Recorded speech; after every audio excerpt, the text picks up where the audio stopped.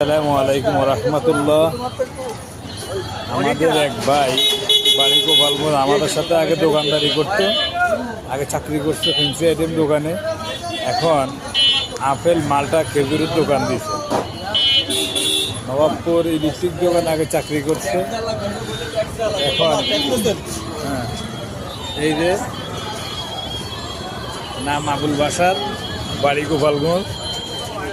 যে এখন মালটার দোকান দিয়েছে, যাদের যাদের মালটা লাগবে তারা বাসারের সাথে এসে যোগাযোগ করবে। বাসার এখানে দোকান দিয়েছে নতুন করে।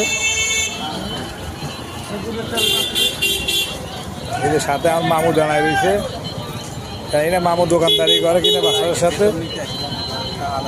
মামু এখন আছে সবার সাথে, মামু তাকে চিনে রাখেন। মামু তুমি এদিকে তাকাও। এই যে এই দোকানের মালিক আবুল বাসার। সবাই বাসার সাথে যোগাযোগ করবেন, বাসারের দোকানে সব কিছু পাওয়া যায়।